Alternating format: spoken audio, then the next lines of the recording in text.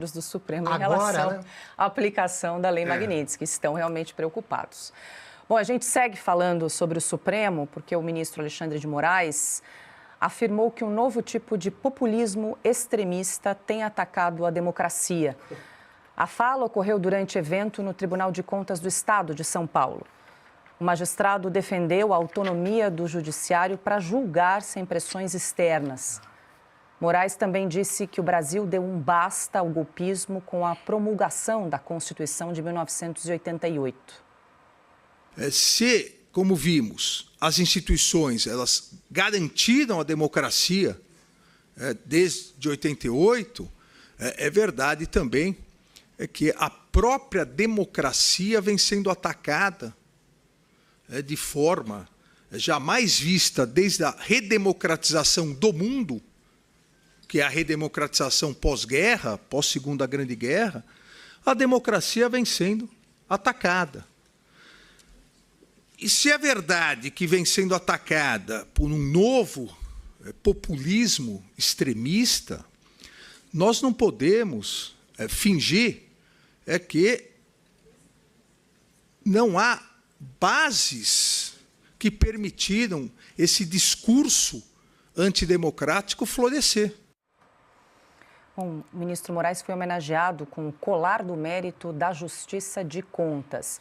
Nesse mesmo evento, o ministro também defendeu a atuação dos órgãos colegiados do Poder Judiciário para garantir mais segurança jurídica. Nós tivemos uma tentativa de golpe de Estado,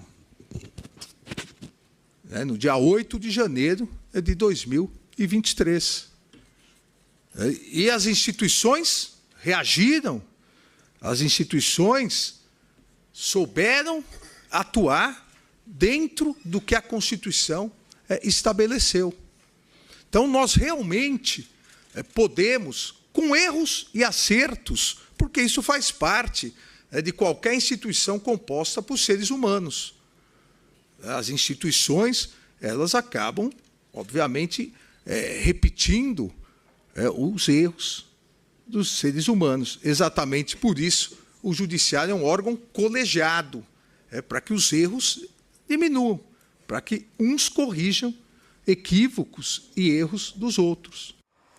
Deixa eu começar essa com o Silvio. Nesse evento, Silvio, só vale lembrar do Tribunal de Justiça de São Paulo, também estavam reunidos conselheiros aí de 33 tribunais de outros estados, além de advogados. E um detalhe, o governador de São Paulo, Tarcísio de Freitas, e também o prefeito aqui da cidade de São Paulo, Ricardo Nunes, não compareceram a essa homenagem ao ministro Moraes em razão de compromissos na agenda oficial. O que você destaca dessa fala do ministro Moraes, Silvio?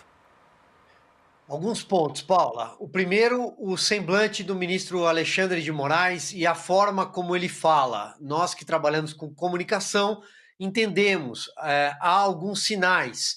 A forma pausada até demais, a escolha das palavras e o semblante mostra que o ministro Alexandre de Moraes pode estar diante de um dilema muito complicado para uma personalidade narcisística, que é a dele. Talvez ele não acredite mais nas verdades que ele construiu na cabeça dele. Isso parece estar, de alguma forma, patente em tudo que ele fala. O segundo ponto que é importante, quando ele chama a ideia do colegiado, ele está querendo dar um recado. Ele está querendo dizer que ele não vai morrer afogado sozinho.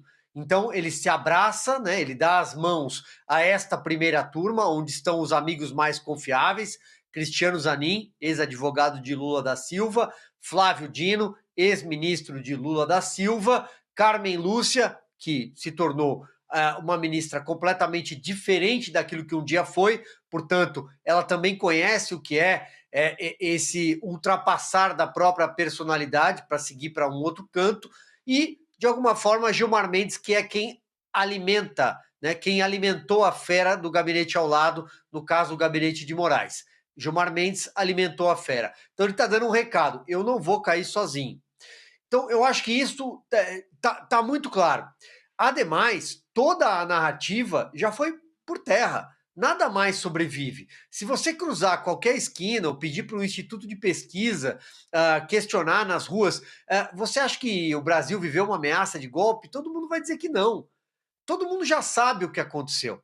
E para finalizar, é muito difícil tentar humanizar a figura do Alexandre de Moraes, porque ele é desprovido de sentimentos como compaixão, perdão, misericórdia. Do contrário, ele não teria torturado pessoas.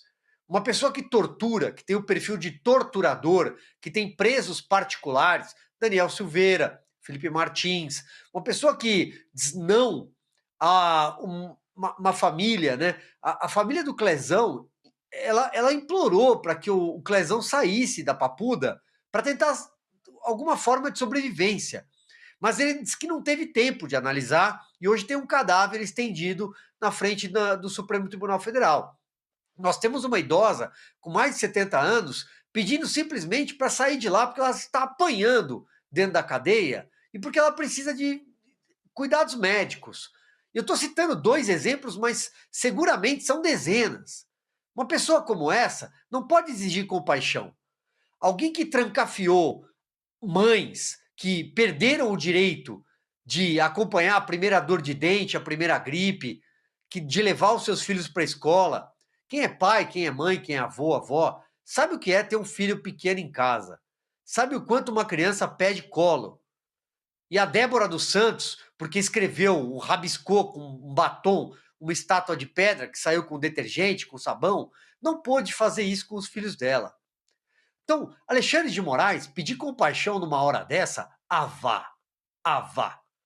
Que a justiça seja implacável com quem não soube ser justo. Uau, que belo comentário, Silvio Navarro. É isso, Silvio. Estamos aqui te aplaudindo, Silvio. Excelente. Diga, Augusto, vai lá, claro. Ele diz, né, Silvio, que erros, todo mundo comete. Erros são coisas normais. Admita um. Nunca admitiu um único erro. Por que não corrige imediatamente o erro cavalar, que é do caso, estou chamando de erro para ser generoso, do caso do Felipe Martins? Por que não elimina imediatamente as restrições que ainda pesam sobre ele? Por que não solta, não para com essa mania de impor todo tipo de restrição, que é suplício, é para quem gosta disso, de crueldade, que pesa ainda sobre a Débora, do batom. Sim. Quer dizer, esses erros crassos, para citar algumas coisas, como lembrou o Piotr, é errado desde o começo, está tudo errado. Citamos alguns que são absurdos, que qualquer pessoa que não sofra aí de uma cegueira voluntária, mas aguda, enxerga, nem isso ele é capaz de olhar e recuar. E não, ele está querendo envolver os outros. Não, nós agimos, e sempre falando, assassinando o português, né? Não perde uma chance. Agimos dentro da Constituição, que dentro. A Constituição se age, se respeita a Constituição, se cumpre a Constituição, não se age dentro.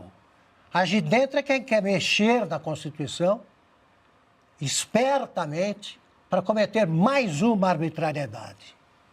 Ana, nesse evento, em vários pontos ali, ele fez uma defesa em causa própria, né? Porque tocou em vários pontos, mas ele é criticado. Então, como ele gosta de jogar em várias posições, dessa vez jogou na posição de advogado de defesa em causa própria, né? E ainda tentando trazer os outros ministros para o meio de toda essa confusão.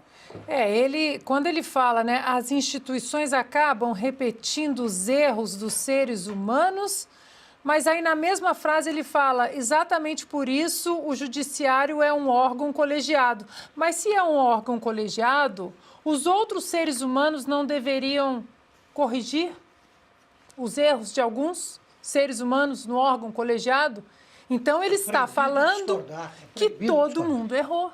Ele está jogando todos os outros ministros, ele falou, eu vou cair e eu vou levar todos vocês comigo para a vala da história e todos vocês também se tornarão párias globais, né? Como eu estou me tornando tóxico, porque provavelmente ali nos bastidores, né, Augusto? Imagina. Já deve ter gente, assim, os fiéis já devem estar caindo, né, pelo caminho, aqueles Agora, ele falar que o mundo pós-guerra, há um ataque a democracias no mundo pós-guerra.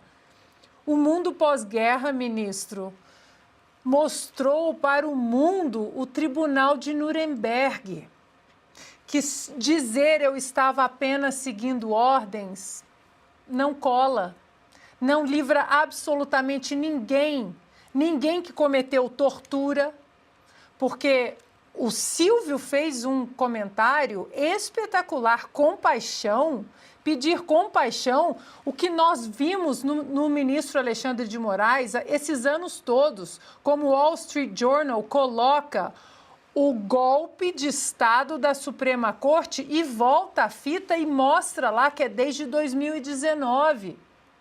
Compaixão com quem mostra apreço à tortura, sadismo, crueldade, barbárie. Então, ele sabe disso tudo, ele sabe que o contexto dele, a última coisa que os brasileiros pensariam sobre Moraes seria compaixão.